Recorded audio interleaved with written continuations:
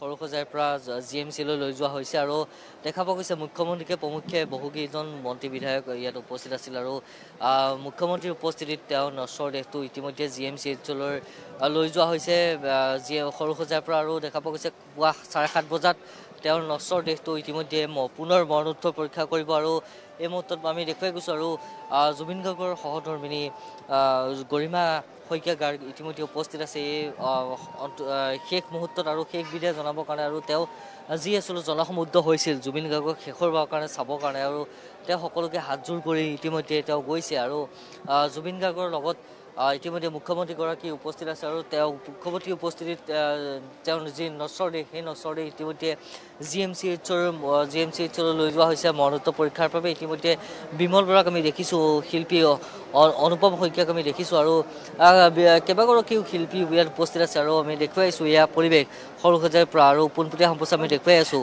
এয়া হৈছে পোনপটীয়া সম্প্ৰচাৰ আমি দেখুৱাইছোঁ সৰুসজাইৰ পৰা আৰু এই মুহূৰ্তত জুবিন গাৰ্গৰ যি নশ্বৰ দেহ ইয়াত ৰখা হৈছিল যিটো স্থানত ৰখা হৈছিল যিটো কফিনত ৰখা হৈছিল এই কফিনটো ইতিমধ্যে মুখ্যমন্ত্ৰী ডক্টৰ হিমন্ত বিশ্ব শৰ্মাৰ উপস্থিতিত জিএমচিলৈ লৈ যোৱা হৈছে সৰুসজাইৰ যি আচলতে বিশেষ ব্যৱস্থাৰ দ্বাৰা জিএমচিলৈ লৈ যোৱা হৈছে আৰু নশ্বৰ দেহটো লৈ যোৱা হৈছে আৰু কটকটীয়া নিৰাপত্তা বেষ্টনীৰে লৈ যোৱা হৈছে আৰু আমি দেখুৱাই আছোঁ এই পৰিৱেশ আৰু মন্ত্ৰী বিমল বৰা উপস্থিত আছে এয়া এক প্ৰকাৰ কটকটীয়া নিৰাপত্তা বেষ্টনীৰ মাজেৰে জুবিন গাৰ্গক ইতিমধ্যে লৈ যোৱা হৈছে আৰু আমি দেখুৱাই গৈছোঁ মন্ত্ৰী বিমল বৰা আছে বিমল বৰাৰ পৰা কিছু কথা বুলিব চেষ্টা কৰিম আমি পুনৰ দেখুৱাই গৈছোঁ আমি কটকটীয়া নিৰাপত্তা বেষ্টনী দেখুৱাই থকা হৈছে দাদা ইতিমধ্যে নশ্বৰ দেহটো লৈ যোৱা হৈছে জিএমচিত হয় ইতিমধ্যে জুবিনদাৰ নশ্বৰ দেহা গুৱাহাটী মেডিকেল কলেজলৈ লৈ যোৱা হৈছে বিভিন্ন ৰাইজে বিভিন্ন ধৰণে দ্বিতীয়বাৰৰ কাৰণে পুনৰ পোষ্টমৰ্টেম কৰাৰ কথা যি আহ্বান জনাইছিলে তাৰ প্ৰতি সন্মান জনাই মাননীয় মুখ্যমন্ত্ৰী ডাঙৰীয়াই বিশেষজ্ঞ চিকিৎসকসকলৰ উপস্থিতিত যাতে দ্বিতীয়বাৰৰ কাৰণে পোষ্টমৰ্টেম হয় কোনো কাৰণত যাতে ৰাইজৰ এই আশাটো থাকি নাযায় তাৰ কাৰণে এই সিদ্ধান্ত লৈ ইতিমধ্যে মুখ্যমন্ত্ৰী ডাঙৰীয়া নিজেই আহি জুবিন গাৰ্গ ডাঙৰীয়াৰ নশ্বৰ দেহা গুৱাহাটী মেডিকেল কলেজলৈ প্ৰেৰণ কৰিছে পোষ্টমৰ্টেমৰ কাৰণে কেতিয়া শেষিত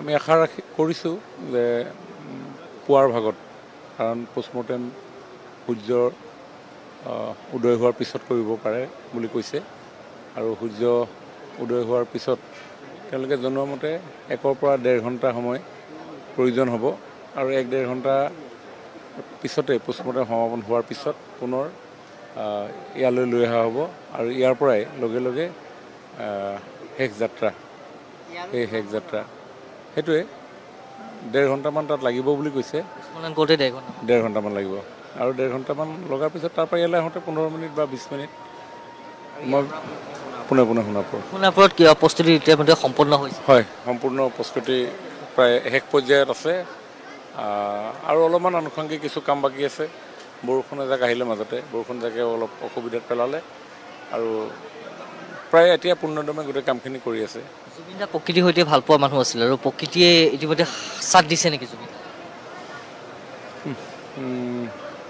প্ৰকৃতিৰ লগতো তেওঁ থাকি ভালেই পাইছিলে বহু গীত তেওঁ প্ৰকৃতিৰ লগত বৰষুণৰ লগতো তেওঁ গাইছিলে এজাক যেন সপোন লগা বৰষুণ চুই যায় মোক আৰু মই উঠনি 12 বজাত এজাক বৰষুণ আহিছিলে আৰু সেই সময়তে 12 বজাতেই দৰ্শনৰ প্ৰৱেশদ্বাৰ বন্ধ কৰাৰ সিদ্ধান্ত আছিলে আৰু যোৱাকালি যেতিয়া ৰাইজৰ দৰ্শনাৰ্থে এই যি বেদীত তেখেতক সংস্থাপিত কৰা হৈছিল তেতিয়াই মেঘে বিশদভাৱে গাজনি মাৰি এজাক প্ৰবল বৃষ্টিপাত হৈছিলে আৰু শেষ সময়তো এজাক বৰষুণ আহিছিলে গতিকে মই নিজে অনুভৱ কৰিছিলোঁ যে হয়তো প্ৰকৃতিয়েও এই মহানায়কজনৰ প্ৰস্থানত যিমান পাৰে মানুহে যিমান হিয়া উজাৰি তেওঁক বিদায় দিছে অশ্ৰুসিক্ত নয়নে বেদনা গধুৰ হৃদয়েৰে ঠিক প্ৰকৃতিও যেন ৰ'ব পৰা নাই তেনেধৰণৰ মোৰ ভাৱ এটা সেইটো সময়ত আহিছিল আৰু মই মোৰ ফেচবুক আপডেটতো মই সেইটো বৰষুণ জাকৰ লগত তেওঁৰ নিবিড় সম্পৰ্কৰ কথা মই লিখিছোঁ। ইতিমধ্যে শেষকৃত্য সম্পন্ন হ'বগে জুবিন গাৰ্গৰ অনুৰাগী ইতিমধ্যে সোণাপুৰত বহু সংখ্যক অনুৰাগী উপস্থিত হৈছে। কেনেকৈ নিয়ন্ত্ৰণ কৰিব? হয়, অসমৰ বিভিন্ন প্ৰান্তৰ পৰা ইতিমধ্যে সন্ধিয়া ভাগৰ পৰাই তাত লানি নিচিগা সোঁত বৈছে। আমি তাতে দিনটো কাম কাজ চাই আছোঁ। মুখ্যমন্ত্ৰী ডাঙৰীয়া নিজে দুবাৰ গৈ পৰ্যবেক্ষণ কৰিছে আৰু দিনৰ ভাগতো দেখিছোঁ উজনি অসমৰ ফালৰ বহু যুৱক যুৱতী আহিছে, আহি তাতে পাক ৰৈছে, পুনৰ এই স্থানলৈ আহিছে। আকৌ গধূলি সময়তো স্থানীয় বহু লোক তালৈ আহিছে। গতিকে যিহেতু এইটো নেশ্যনেল হাইৱে, এক মিনিট ওলাই গৈছে। ইতিমধ্যে আমি দেখুৱাই গৈছোঁ, এয়া হৈছে সৰু সজাই পৰিৱেশ আৰু এই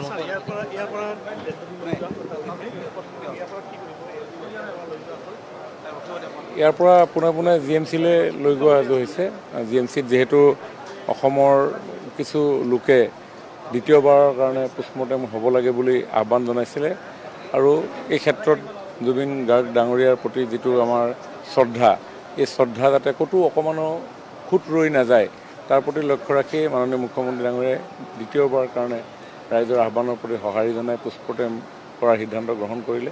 পৰিয়ালৰ লগতো আলোচনা কৰিলে আৰু পৰিয়ালৰ লোকে সন্মতি প্ৰকাশ কৰিলে আৰু সেই সন্মতিৰ ভিত্তিতে এতিয়া গুৱাহাটী মেডিকেল কলেজত এইমছৰ বিশেষজ্ঞসকলৰ উপস্থিতিত আৰু কোনোবাই কিবা পৰামৰ্শ দি আছে।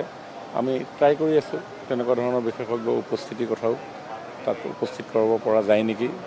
আৰু সেই পোষ্টমৰ্টেম কৰাৰ পিছতেই পুনৰ সৰু সজাইলৈ লৈ অহা হ'ব আৰু ইয়াৰ পৰাই শেষ যাত্ৰাটো আমি আৰম্ভ কৰিম।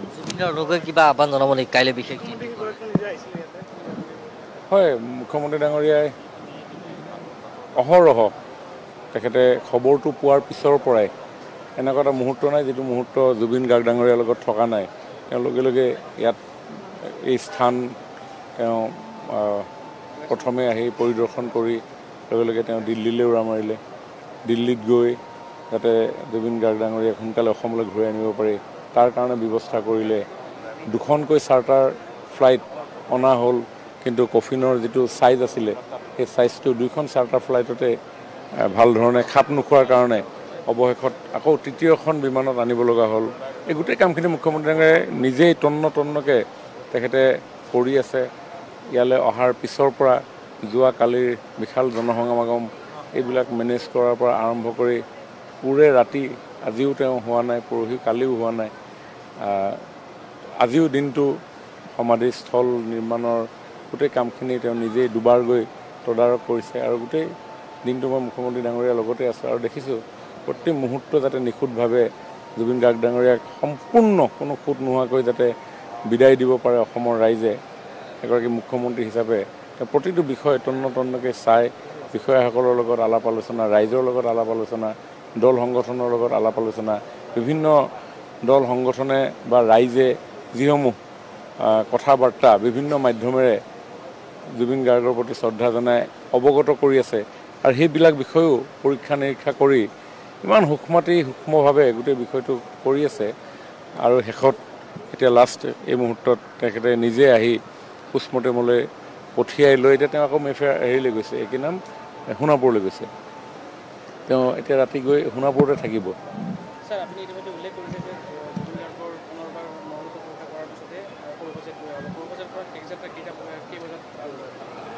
তাতে জনোৱা মতে 5:30 বজাত আৰম্ভ কৰিব তেখেতসকলে পোষ্টমৰ্টেম আৰু 1.5 ঘণ্টাৰ পৰা 2 ঘণ্টা সময় লাগে বুলি কৈছে। যদি 1.5 ঘণ্টা লাগে তেতিয়াহ'লে আমাৰ 7টা বজাত শেষ হ'ব, নহয় জানো?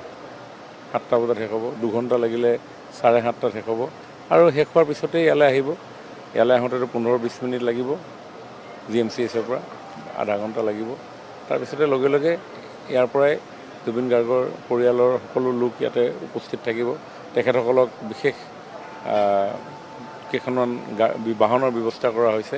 তেওঁলোকে শেষকৃত্যত উপস্থিত থাকিবৰ কাৰণে 85জনীয়া এখন তালিকা আমাৰ হাতত দিছিলে। তেওঁলোককো আমি সেই একেলগে জুবিন গাৰ্গৰ শেষ যাত্ৰাৰ একেলগে যাত্ৰাটোত তেওঁলোককো একেলগে সংযোগ হ'ব আৰু বাকী ৰাইজটো থাকিবই আৰু সেই ৰাইজক লগত লৈ আমি তালিকাখনত ডেফিনেটলি দেউতাক থাকিব। মই পাৰ্টিকুলাৰলি এই মুহূৰ্তত ক'ব নোৱাৰোঁ, কিন্তু নিশ্চয় তেখেতটো থাকিবই লাগিব, যাব কিজানি। স্যাৰ সোণাপুৰত যিটো চনত শেষকৃত্য সম্পন্ন কৰা হ'ব সেই ঠাইটো হিচাপে অনুৰাগীৰ সংখ্যা যথেষ্ট বৃদ্ধি হোৱাৰ সম্ভাৱনা আছে। জুবিন গাৰ্গৰ অনুৰাগীৰ সংখ্যা কোনো ঠাইৰে জুখিব নোৱাৰি, কাৰণ যোৱাকালি তেখেতৰ যি যাত্ৰা, সেই যাত্ৰাত ইমান অনুৰাগী আছিলে যে বৰঝাৰ বিমানবন্দৰৰ পৰা এই স্থান আহি পাওঁতে আমাক প্ৰায় 6 ঘণ্টা সময় লাগিছে। এই 6 ঘণ্টা সময় গাড়ীখনে খোজকাঢ়ি আহি থাকোঁতে যিটো স্পীডত আহে, মই নিজে আহিছোঁ গাড়ীখনত ফ্ৰণ্ট ছিটত বহি। গতিকে এই অনুৰাগীক ক'ত আপুনি ৰাখি ধৰিব? এনেকুৱা কোনো অসমত জেগা নাই যিটো জেগাত জুবিন গাৰ্গৰ অনুৰাগী একেলগে গোট খালে জেগা হ'ব। কিন্তু সকলোৰে এটা সীমাবদ্ধতা আছে, কাৰণ তেখেতক অন্ত্যেষ্টিক্ৰিয়া কৰিবৰ কাৰণে এটা পৰিসৰ লাগে, যথেষ্ট ডাঙৰ পৰিসৰ। গতিকে সেই পৰিসৰতে আমি ৰাখিব লাগিব। কিন্তু যিমান বিশাল আয়তনৰ ঠাই হ'লেও মই ভাবোঁ তাতো কমি যাব। মই ভাবোঁ যে আমি শেষ যিটো শ্ৰদ্ধা, জুবিন গাৰ্গে আমাৰ অনুৰাগীসকলে হওক, আমাৰ সমাজখনৰ কাৰণে হওক, অসমখনৰ কাৰণে হওক, মানৱ জাতিটোৰ কাৰণে যিমানখিনি দি গৈছে, অফুৰন্তভাৱে দিছে, সেয়া উজাৰি দিছে।